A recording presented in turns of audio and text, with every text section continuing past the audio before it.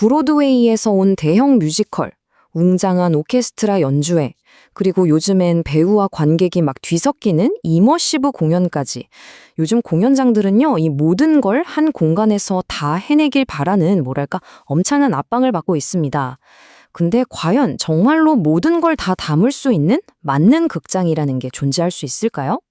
이 질문에 답하려면요, 먼저 극장을 만드는 두 가지 아주 다른 철학부터 알아야 합니다. 하나면 우리에게 익숙한 그림 액자 같은 프로시니엄 극장이에요. 무대랑 객석을 딱 나눠서 관객이 무대 위 환상에 온전히 집중하게 만들죠. 다른 하나는 무대를 객석이 포도밭처럼 둘러싸는 마을 광장 같은 비냐드 방식입니다. 경계를 허물고 다 함께 경험을 공유하는 거죠. 완전히 다른 두 세계관인 셈입니다. 자, 그럼 이런 생각이 들죠. 이 서로 정반대인 두 가지를 그냥 한 공간에 합쳐버리면 어떨까요? 서로의 장점만 쏙쏙 뽑아서 완벽한 하이브리드 극장이 탄생할 수 있지 않을까요? 지금부터 이 질문이 얼마나 위험한 착각인지 한번 파헤쳐 보겠습니다. 자, 첫 번째 문제부터 보시죠. 이 두 디자인은요, 그냥 스타일이 좀 다른 수준의 문제가 아닙니다. 공연을 보고 느끼고 경험하는 방식 자체가 뿌리부터 충돌한다는 아주 본질적인 문제점을 안고 있어요. 프로시니엄 극장의 핵심은 바로 이 제4의 벽이라는 개념에 있습니다. 이게 뭐냐면 무대와 객석 사이에 보이지 않는 투명한 벽이 있다고 상상하는 거예요. 관객은 이 벽 뒤에서 안전하게 마치 관찰자처럼 무대 위 세상에 깊이 빠져들 수 있죠. 즉, 분리를 통해서 집중을 만들어내는 겁니다. 그런데 여기에 무대를 삥 둘러싼 빈야드 객석이 끼어드는 순간 연출가는 그야말로 악몽 같은 딜레마에 빠집니다. 배우는 도대체 어디를 보고 연기해야 하죠? 정면 관객을 위해 완벽한 그림, 즉 미장센을 만들면 측면이랑 뒤쪽 관객은 그냥 소외되는 거고요. 그렇다고 모두를 신경 쓰다 보면 프로시니엄 특유의 집중된 그림은 산산조각 나버립니다. 결국 어떤 관객은 필연적으로 다른 배우의 등에 가려 시야방해를 겪거나 심리적으로 극에서 멀어지는 느낌을 받게 되죠. 이건 타협이 아니라 그냥 실패입니다. 더 심각한 물리적 문제도 있습니다. 프로시니엄 극장의 화려한 마법은요, 사실 관객 눈에 보이지 않는 거대한 무대 뒤 공간, 즉 엔진에서 만들어집니다. 그런데 비냐드 객석이 무대 양옆과 뒤까지 점령해버리면 이 필수 공간들이 그냥 증발해버려요. 장면 전환을 위한 무대 장치를 숨길 곳도, 배우들이 다음 등장을 위해 대기할 곳도 사라지는, 말 그대로 재앙이 벌어지는 겁니다. 이런 철학적인 충돌은요, 곧바로 아주 골치 아픈 기술적인 문제로 이어집니다. 특히 소리와 시야 문제에서 정말 풀 수 없는 퍼즐들이 나타나기 시작하죠. 자, 이 표를 한번 보세요. 이게 모든 걸 말해줍니다. 클래식 교향곡에는 2초에 가까운 길고 풍부한 울림이 필요해요. 근데 이런 환경에서 배우가 대사를 하면 어떻게 될까요? 소리가 뭉개져서 웅웅거리기만 하겠죠. 반대로 연극에 필요한 1초대의 짧고 명료한 울림 속에서 오케스트라가 연주를 하면 소리가 너무 건조하고 빈약하게 들립니다. 이 둘은 물리적으로 한 공간에서 절대로 양립할 수가 없어요. 엎친 데 덮친 격으로 프로시니엄 무대 위에 있는 저 거대한 플라이타워, 즉 무대 장치를 매달아 놓는 공간은요, 소리를 빨아들이는 거대한 음향 함정이 되어버립니다.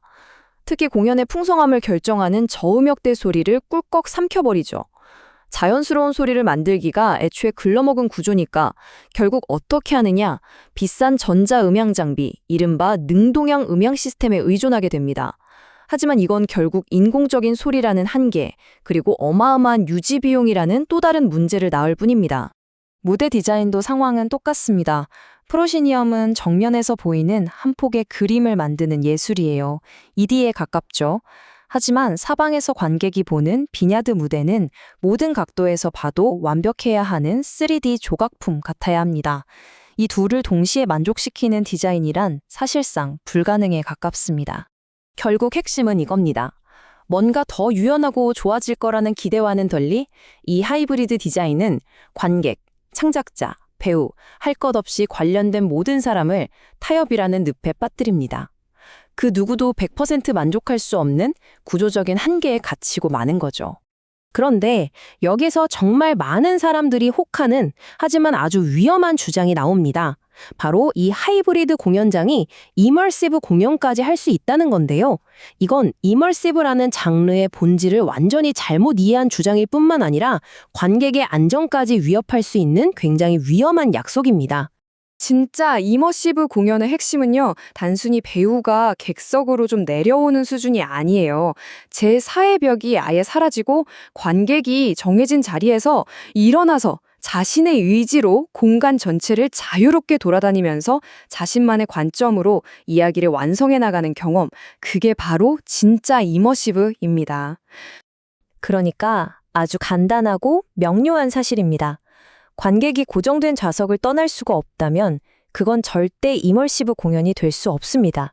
그냥 관객 참여형 공연일지는 몰라도 이머시브의 심장이라고 할 수 있는 관객의 주도성은 원천적으로 불가능한 거죠.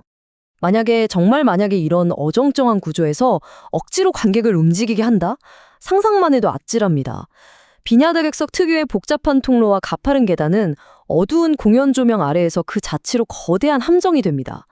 예측할 수 없는 관객의 움직임은 다른 관객은 물론 배우까지 위험에 빠뜨릴 수 있고요. 현장의 스태프들은 기술적인 업무를 보면서 동시에 수많은 관객의 안전까지 책임져야 하는 그야말로 재앙과도 같은 이중고에 시달리게 됩니다. 자, 그럼 이 어색한 하이브리드는 그냥 포기해야만 하는 걸까요? 다행히도 진정한 유연성을 구현하기 위한 훨씬 더 똑똑한 대안들이 이미 존재합니다. 첫 번째 대안은 부천아트센터 같은 기술 보완형 하이브리드입니다. 태생적인 건축의 한계를 인정하고 그걸 최첨단 기술로 극복하려는 시도죠. 천장에 달린 거대한 음향 캐노피가 위아래로 움직이면서 소리의 울림을 조절하고 앞서 말했던 전자음향 강화 시스템이 각 공연에 딱 맞는 잔향을 인공적으로 만들어주는 식입니다. 하지만 이건 엄청난 초기 투자 비용과 지속적인 유지 보수 비용을 감당해야만 가능한 일이죠. 두 번째는 정반대의 접근법입니다. 국립창극단의 사례처럼 아주 잘 지어진 프로시님 극장 안에서 예술가들이 창의력을 폭발시키는 거예요. 필요하다면 아예 기존 무대 위에 새로운 객석과 무대를 통째로 지어서 아주 친밀하고 특별한 공간을 창조해낼 수 있습니다. 억지로 건물을 바꾸는 게 아니라 예술가의 상상력이 공간의 유연성을 만드는 거죠. 그리고 마지막, 거의 끝판왕이라고 할 수 있는 모델이 있습니다. 바로 시어터 머신입니다. 미국 댈러스의 와일리 시어터 같은 곳인데요. 여긴 극장 자체가 거대한 기계예요. 버튼 몇 개만 누르면 몇 시간 만에 무대, 객석, 발코니가 통째로 움직여서 완벽한 프로시니엄, 원형 무대, 돌출 무대 등으로 변신합니다. 이건 타협이 없는 그야말로 궁극의 유연성이라고 할 수 있겠죠. 자, 이 세 가지 대안을 비교해 보면 답은 명확해집니다.